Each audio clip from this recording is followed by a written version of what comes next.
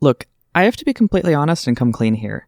This opening segment has gone through the most rewrites of this entire video, simply because I don't know where to start with Drakengard 2. It has a weird place in the series, and there's a lot going on with it that makes this game in particular hard to talk about. I think I wrote everything important in the actual script, but where do I start here? I wanted to write some silly joke about how Drakengard 2 was actually just named Nier, and how this game doesn't exist, but unfortunately we do have to talk about it. Buckle up, because this is going to be a bit of a mess.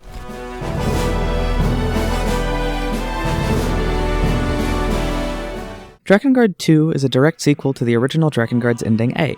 It takes place 18 years after that ending, and follows a new protagonist named Noe. The game begins with him joining the Knights of the Seal, an organization that protects the goddess and 5 keys that keep the seal from breaking. Noe and his friend Eris report to a general named Gizmor, and the hierarch Sere. Yep, Redele is no longer here, and Sere is the new hierarch. Noe kicks Gizmor's ass, becomes a knight, and we find out that Noe is bonded with a dragon named Legna. Legna is basically a father to Noe, and takes the place of Angelus from the last game. He's a wise dragon that looks after our characters, and provides the flying gameplay for this game. We have to protect the first key to the seal, and there are 5 lieutenants that look over the keys. Blah blah blah, back to the interesting stuff, and Mana is the one who's attacking the keys to break the seal. Anyways, Noe sees that the keys are powered by human lives. He says, "No, that's bad." And Eris is like, "But it's for the greater good." And Noe just kinda goes along with it. That is, until he goes back to the Knights and is poisoned by General Gizmor. So he betrays the Knights without, telling anyone he got poisoned, and almost assassinated by Gizmor? Not even Eris, who is his best friend. So he hangs out with Mana and busts the keys up, killing the lieutenants to destroy the keys permanently. That's pretty much the plot for the rest of the game, until the final few chapters. It's a simple story about a boy going on a grand quest with his dragon and a pretty girl. It's extremely generic. So, let's get into the gameplay. It's generally the same as the first games, with some minor adjustments and mostly upgrades.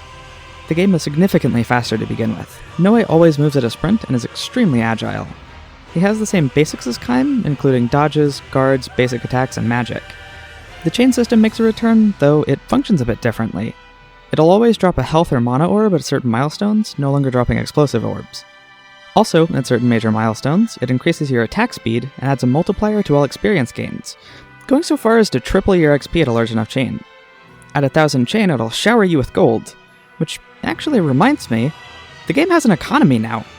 Noe and his party can purchase a variety of items in Drakengard 2. These include your average range of healing items, including health recovery and mana recovery of differing sizes, a mixture of both HP and MP, and full party recovery. There are also accessories, which provide various buffs. These can be bonus stats, extra damage, healing over time, lower MP costs, etc. Weapons can also be purchased for ridiculous sums of money. Despite the price, some of these weapons are the best you'll be able to get your hands on, which you'll absolutely need. This game has 2 difficulty settings, but things work a bit differently this time. You choose one difficulty, and you're locked at that level no matter what for your entire first playthrough. You have an easy and a normal setting, but unlike Drakengard 1, these are actually normal and hard for certain. What do they do? Well, in the harder setting, every enemy does twice as much damage, are more aggressive, and attack quicker. No, really. Without knowing this, you can actually put yourself at that huge of a disadvantage right out of the gate. The game is substantially more difficult on the harder setting, and this leads to a massive, humongous issue with the game. It's a little early to talk about it, but this game doesn't have different route splits with new chapters at the end. Instead, there's a full New Game Plus mechanic. Once you get ending A, you restart from the prologue and have to play through again to get to ending B. Except this time, the enemy damage is doubled, they attack faster, and are more aggressive. Once you get ending B and start New Game Plus 2, you reach Extreme Difficulty, and guess what that does? Oh yeah, double damage again.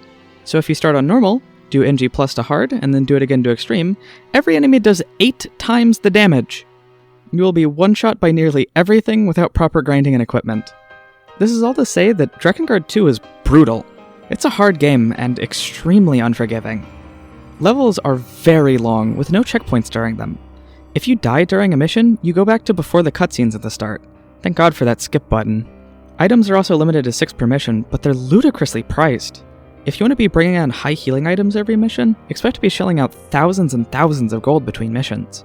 Unlike Drakengard 1, there's no need to collect all 66 weapons this game has to offer. No endings are gated behind it, all it does is add a mode called Battle Selector or something.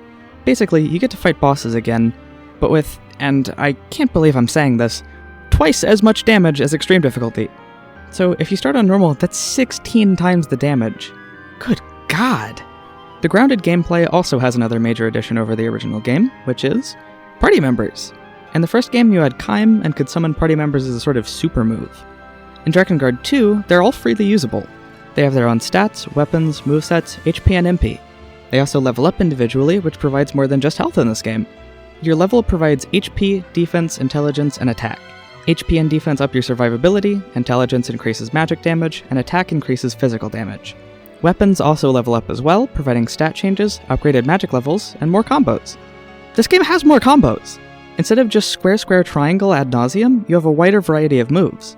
Every weapon class has a different group of preset combos, and each weapon mixes and matches those combos.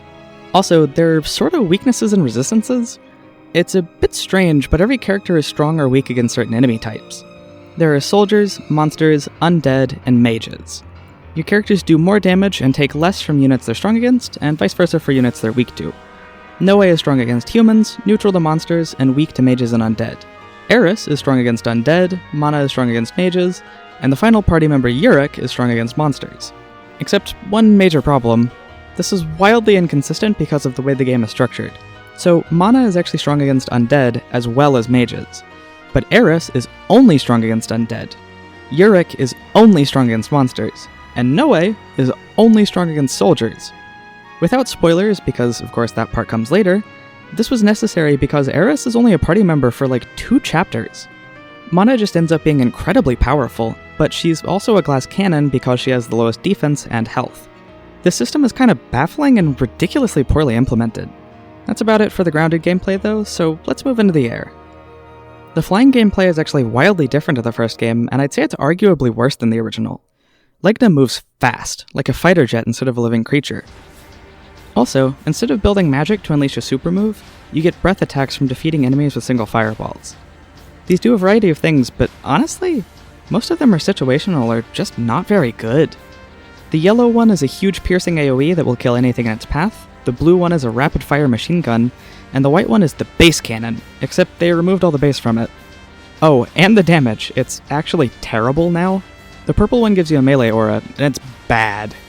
There's also the red one, which is basically a rocket that hits one enemy and has an AoE around it. Except, unlike the yellow one, it doesn't pierce. These spheres spawn from the enemies, and all of the colored ones can be cycled through for you to pick the one you want or need the most. For whatever reason, the white ones can't be cycled, so you're stuck with them if you get one. Honestly, the only one I used an absolute ton was the yellow sphere. It does so much damage and can hit dozens of enemies at once with skillful use. I used white whenever it got stuck on me because it's decent trash clearing, and the blue one I used for shredding bosses or harder enemies. I used the red one when it was all I had to clear out trash a tiny bit quicker, and I never, ever successfully used the purple one. Seriously, the damage and duration of it is pitiful. It's one of the worst power-ups I've ever seen in a game. Legna also levels up differently from the party, and he sort of goes on his own scale. His stats are way higher than the humans, but he levels up much slower because he needs more XP, and is used much less than the humans.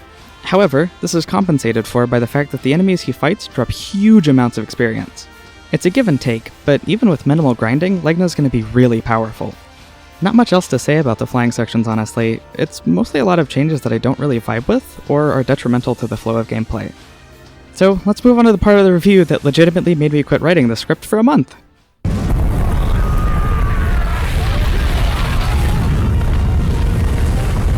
Alright, rapid fire plot synopsis because I can't be bothered to spend any more of my life on Drakengard 2. Noe finds a cool guy named Yurik, who is the best character in the game. Kaim shows up and is evil, and also wants to break the keys up, but him and Mana don't vibe, so the party doesn't just ask him for help. They kill the 4th lieutenant, the first 3 are completely unimportant, then apparently Yurik is the last lieutenant, and Kaim murders the shit out of him.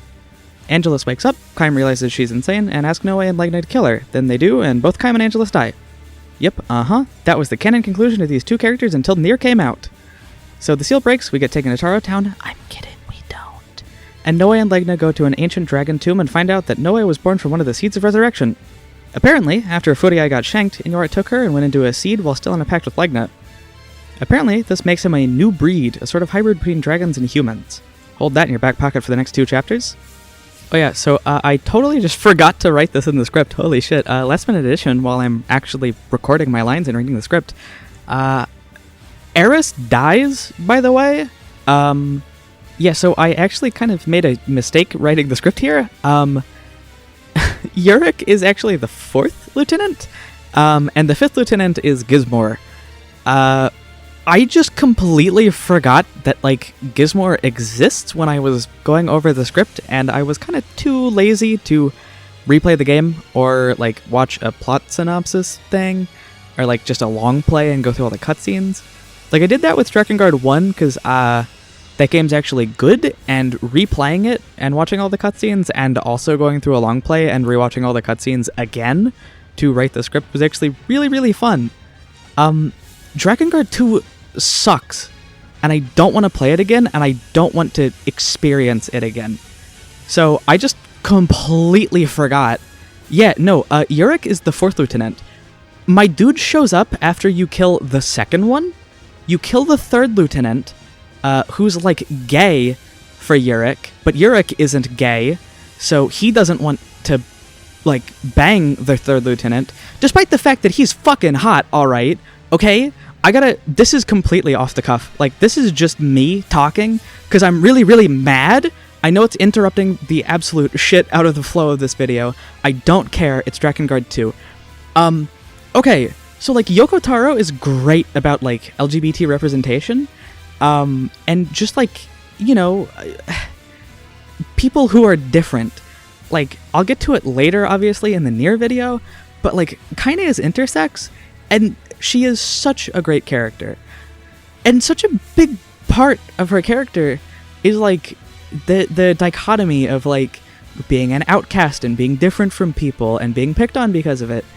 And that, like, works for intersex people, obviously, and also a lot of, like, LGBT people, like myself, hi, trans woman, really, really like her. Nier Automata? Holy shit. Like, all of the operators are totally, like, bi or gay. This might be a headcanon thing, but 2B's operator definitely flirts with her, and I think, you know, if 2B wasn't blinded by, like, 9S and everything, there's totally chemistry there. So you can really tell that Yoko Taro didn't work on Drakengard 2 because the gay character is a bad guy who's fucking creepy towards Yurik and, like, handles rejection very poorly and then dies being mad that he didn't get to fuck Yurik. To be fair, if I died without fucking Yurik, I would be really sad too. That guy's hot. Anyways, God, what was the plot for this game? Jesus. Right. You get Yurik for, like, 3 chapters. You finally, like, meet up with Eris again as you're going to, like, the final seal, and then Gizmor, like, murders her. Like, legitimately just kills the shit out of her. I think Noe, like, sees it happening and just doesn't stop it. He, like, doesn't do anything. He's not like, hey, Eris, you should get away from Gizmor. No, he's like, I don't know, wow, this is a bad situation. And Eris dies. So now that you're caught up with my gay fury, and also the fact that Eris is dead after we saw her for 2 chapters, we kill the shit out of Kaim and Angelus, and then we find out about the whole new breed thing, and then we get to the last couple of chapters, and Eris just didn't die.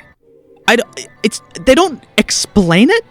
You're, like, leaving the Tomb of the Dragons, or the Ancient Tomb, whatever it's called, stupid shit, and you, like, run into, like, a Knight of the Seal, like, airship, and you chase it down, and it gets shot down by the dragons, and Eris just walks out of it.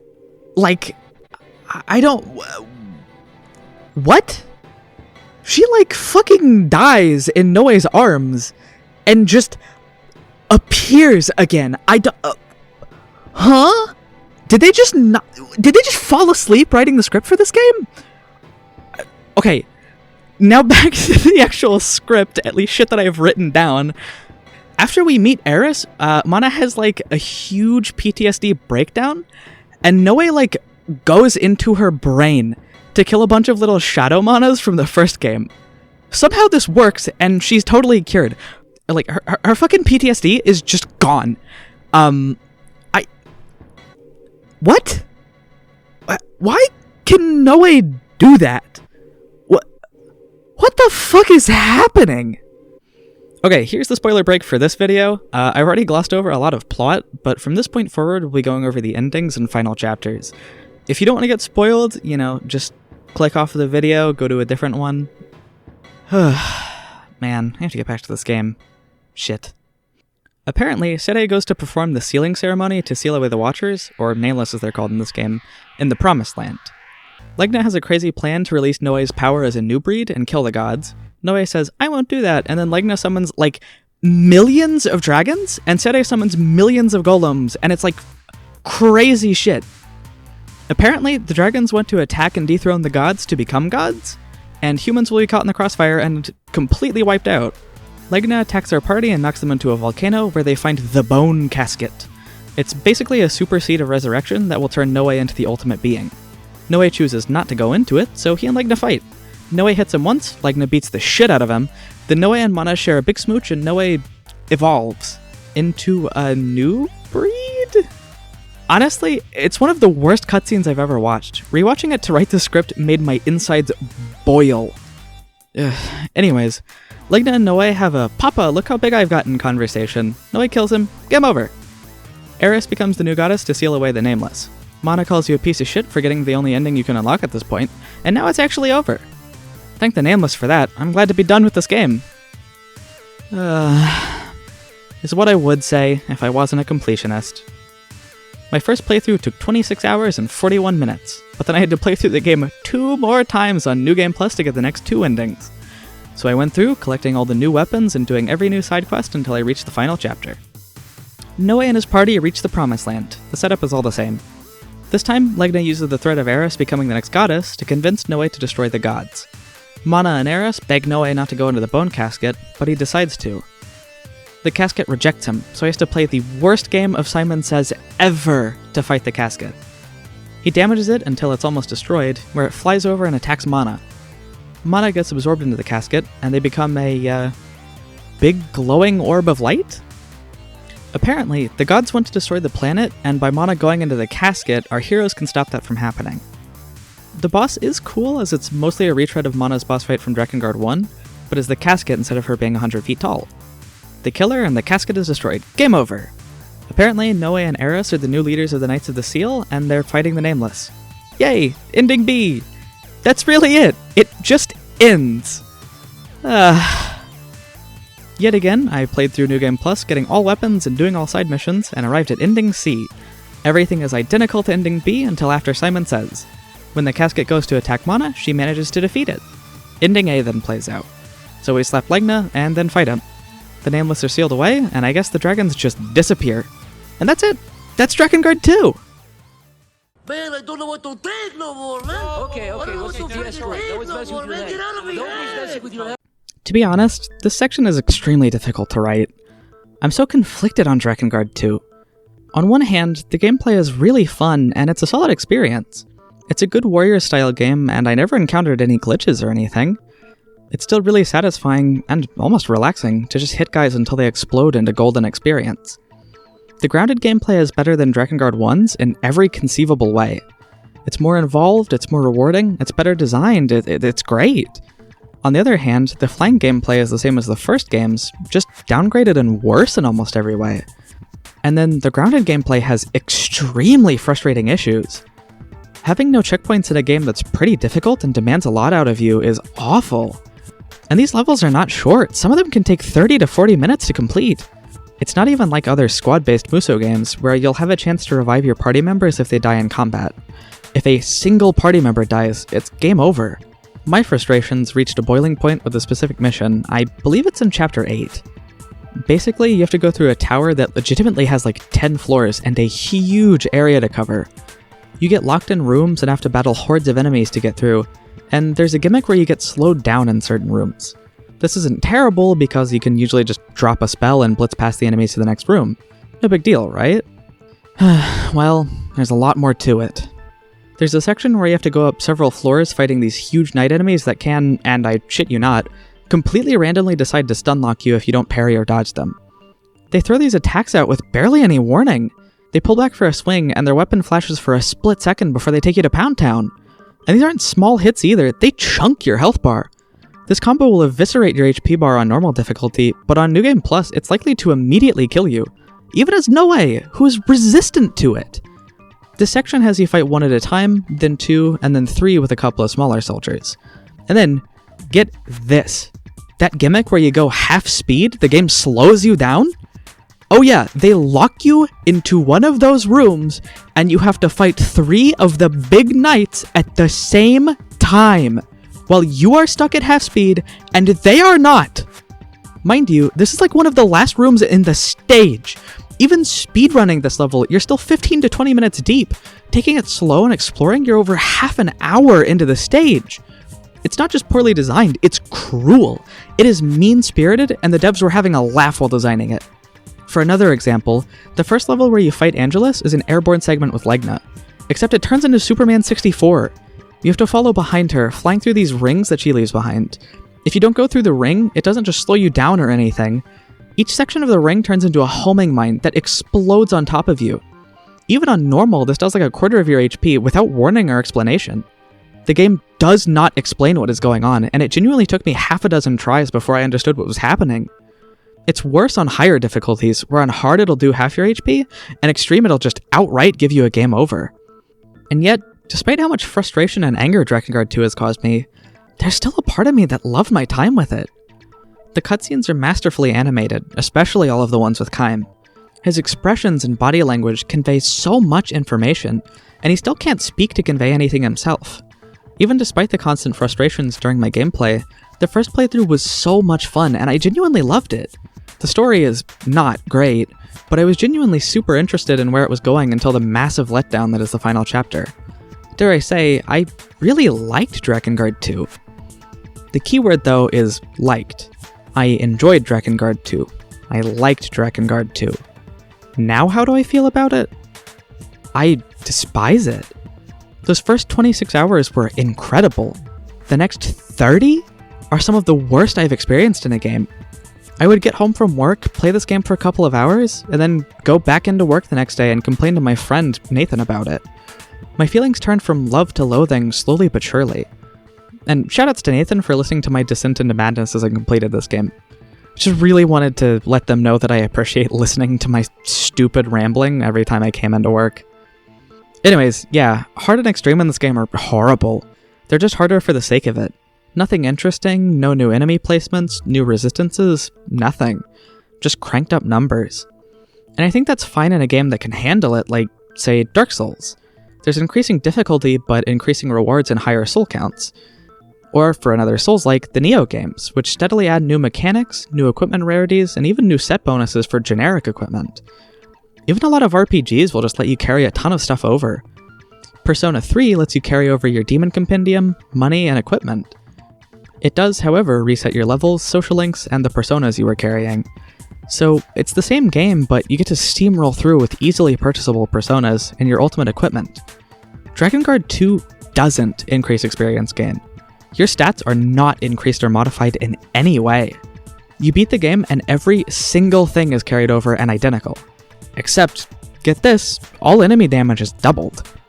You do get all party members from the beginning of your playthrough, and they never get taken away, but it changes very little, honestly. Eris is deadweight, and Yurik is only good for boss monsters. Noe can easily clear any monster that isn't a boss. So even though you'll always have Yurik and Eris, they're just backups for if Noe or Mana take too much damage. This is useful on hard, just for you to get your bearings or clear a room so you can find a healing orb for whichever party member took too much damage. But on extreme, if you take too much damage suddenly, you're dead before you can react. Ultimately, I just grinded Noe up to level 85 or so. Mana got to 75 I think, and Eris and Yurik had around 50 to 60. I wanted to get all party members to 99, but it got to the point that each new level for Noe was taking half an hour, and I couldn't be bothered. I figured level 85 with multiple max level weapons was good enough. I was gonna die in a handful of hits anyways. If they had also doubled XP gain, the game would have been much more manageable and fun, but they refuse to give you a break and it's way worse off for it. So, that's where my completionist run changes things in this game. On top of the poor difficulty scaling, a ton of the side content is just not great either. It's fighting a bunch of enemies in a row, finding a bunch of items spread across recycled maps, or just running through stages quickly. There's also just no reward for these really. You get more money and some extra weapons, but most of the equipment isn't good. You'll just buy the most expensive weapon in the newest shop and move on. My recommendation for Drakengard 2? If you really liked the first game, play the first playthrough of this one. You'll have a ton of fun with it. The second the credits roll, however, turn off your console and watch the next 2 endings on YouTube. I wouldn't ever bother touching this game again. No. Wait. Wait. That's about where my script ends. I do just want to add like a little bit. Obviously, this video isn't as like formulated as my Drakengard 1 one, and everything after this will absolutely, have a bit more structure and actual like thought put into it. But like Drakengard 2, I genuinely like will stick by my opening statement that I don't know where to start with this game. I don't really know where to end with it either, obviously, because I'm still talking. Drakengard 2 has like so many bright spots in it. I went into Drakengard 2 wanting to give it a fair shake. It's kind of the awkward middle child that no one really likes. I mean, a lot of people don't really like the older brother, Drakengard 1, but, there's the few people who are like, that guy's a cool guy. I really like Drakengard 1. That Kaim fella, good character. Angela, she's great. Like, there's so much to like about Drakengard 1, and even if, playing through it you didn't like it, there's still a lot to enjoy. Like, the artistry, the world, everything about it, like, plot-wise and development-wise, is so friggin' cool, man. Drakengard 2, I was really, really hoping would be like that. And then it wasn't. I think it really, really falls under the weight of, like, expectation. It really, really crumbles when you compare it to any other game in this franchise. Like, Drakengard 1, again, is not a great game, but it has a lot of redeeming qualities. Drakengard 3, I will get there. I will get to Drakengard 3 when I get to it. But, like, Nier Replicant, is, like, a really good game. It's just, like, the original release of Nier had kind of some poor combat, the optimization on, like, PS3 wasn't great, and it sort of just floundered and struggled to find success. But then, like, Nier Automata is, a 10 out of 10, like, Game of the Year contender. That game is fantastic. Generally, these games are really, really good. I think even, like, the weakest one is still, like, a 7 out of 10, and that's Drakengard 1. I'll stick by that. As much as I love that game, out of all the rest of them, it's the weakest.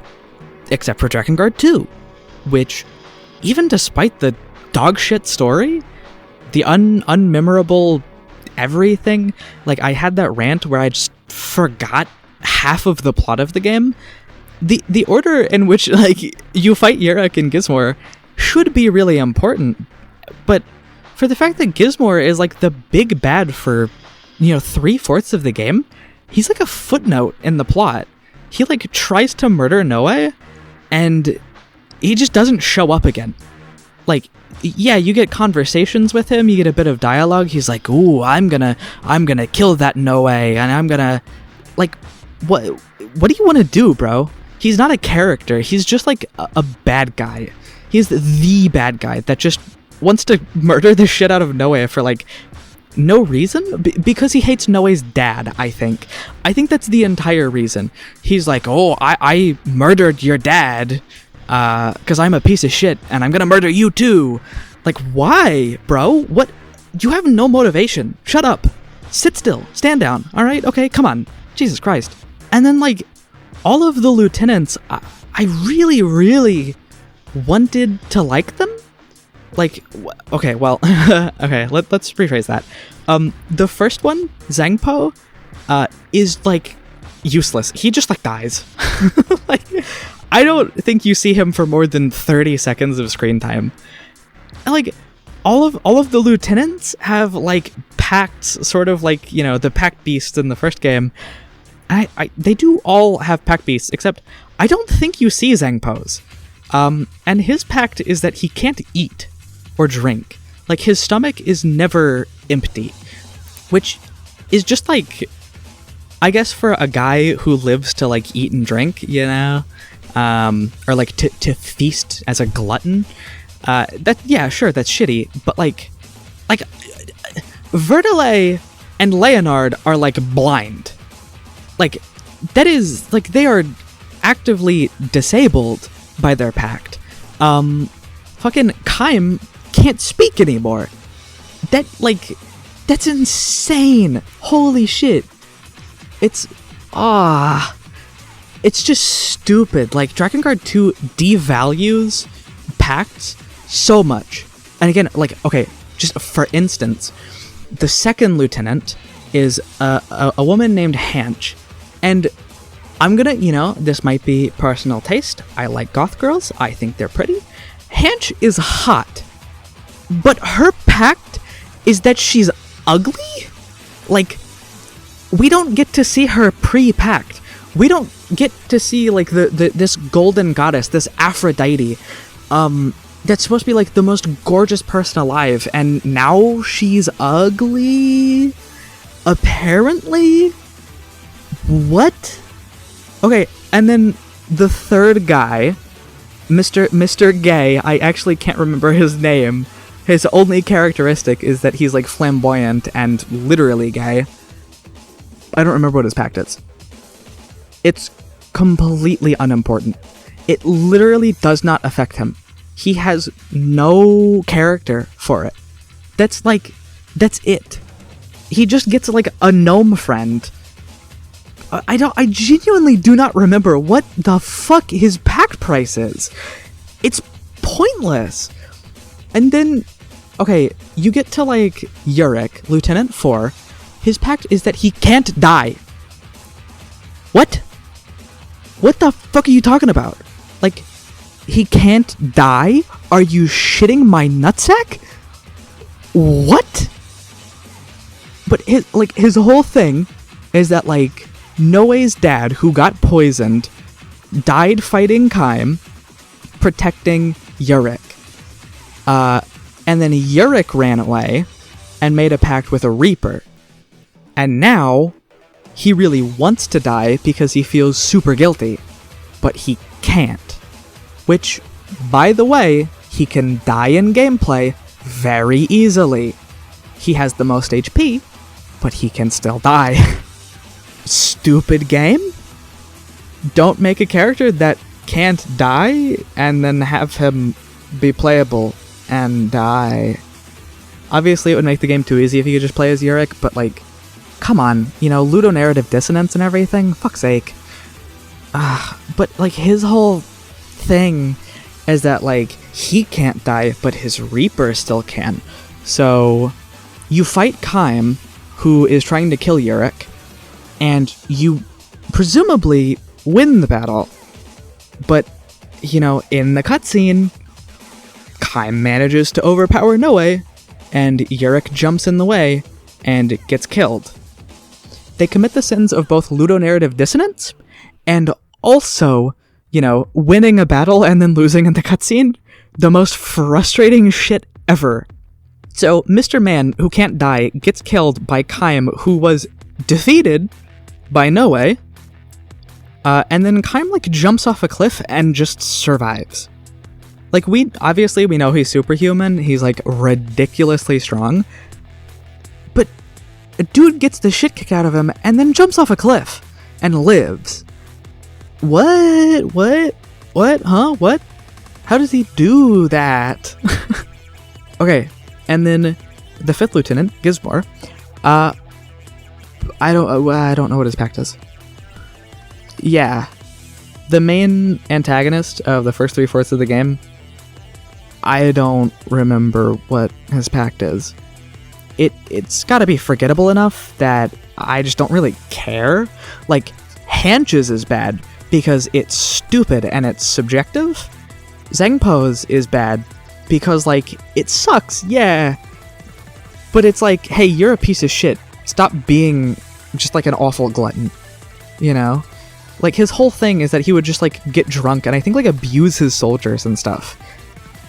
So it's like his pact made him, like, a better person. At least it would have if he wasn't still an awful person. Like, Yurik's is funky because it's like, hey, you got someone else killed and now you really want to die because of your overwhelming guilt, but you can't. So, like, it feels like the pacts in Drakengard 2 are, like, telling people things. They're like, hey, Hanch, you're, like, obsessed with your looks. How about you stop being obsessed with your looks? So we're gonna make you ugly, again, in heavy quotes. But, like, they're, like, all bad people, so none of them, like, heed the warning, I guess. That is their pact. But, like, again, the pacts in Drakengard 1 literally disable people. Like, give them physical disabilities and impairments. 2 of the pact partners become blind, literally cannot see at all. That is so much more severe than, hey, you're ugly now. Like, what? I'm sorry, Ariosh gives up her ability to conceive. The single thing she wants to do the most is, like, be a mother and return to being a mother and a wife. That's her whole character, is like the slaughter of her family drove her insane, and she gave up the one thing that she wanted to survive. That just doesn't happen in Drakengard 2. Like, none of that happens. It's ridiculous just how much this game shits in the first game serial. And then, by the time you get to the end of it all, there's no point. Drakengard 2 isn't canon in the current timeline. Like, it's canon, but it's not the main series of events.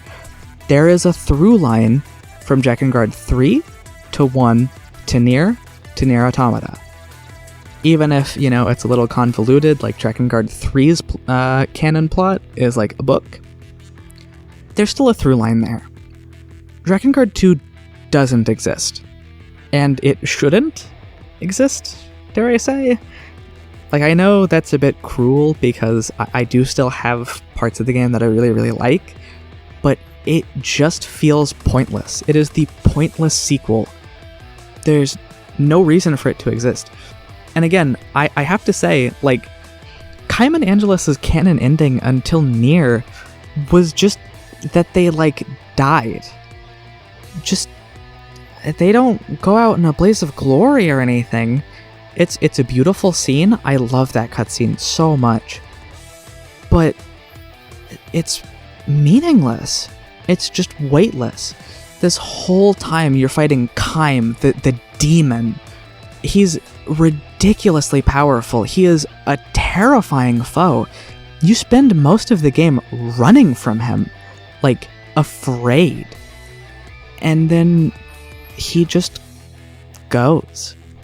Angelus comes back, the goddess, and she just goes. It's so upsetting. Like, this ending for these 2 characters that we spent, 30 hours with, a full game, just go. And I think, there's something to be said about the nature of death and how sudden and abrupt it can be, but it's just, I don't know, it's frustrating. I'm really, really glad that Nier turned this around, and, as insane as it is, ending E is now canon, because the ramifications of Kaiman Angelus's existence are so much larger. Like, they are the heralds of the end. They're almost biblical in that sense. Even, in Drakengard 2, they try to do that. Like, Angelus comes out or she, like, nukes a kingdom, and it's sort of like, the goddess is awake, the end times are here. But it doesn't feel like that. Like, the stakes are never that high in Drakengard 2. They try to be. They're like, oh, it's the end of the world. The Nameless are going to show up. The dragons are going to overthrow the world. It's just never that intense. It just never gets there. And we never get taken to Taro Town. I have to make that point. We don't get taken to Taro Town.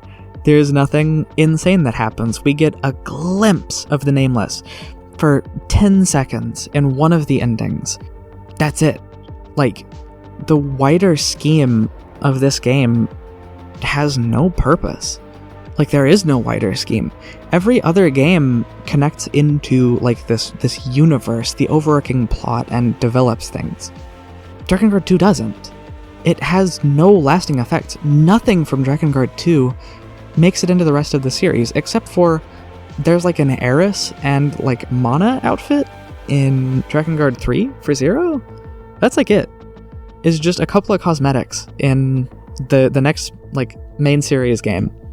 That's so sad. It's so sad that, like, Drakengard 2 just basically doesn't exist. Okay, I guess that's enough rambling now. I'm gonna have to cut this down a lot. But I've had so many feelings about this game that I really, really needed to get out. This will probably be like a verse 4.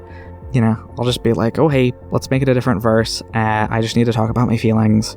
I guess that's the end of the video, and I'll actually let you get back to your life now. I apologize for the structure of this video. It's probably not going to make for a great viewing experience. I apologize. I'll try to streamline it as best I can, but there's just no good way for me to present this game. So thank you for watching. I hope to see you in the next video. We'll be covering Nier Replicant, probably. I might do Drakengard 3 first. It really depends. I haven't gotten that far. But that's it. See ya.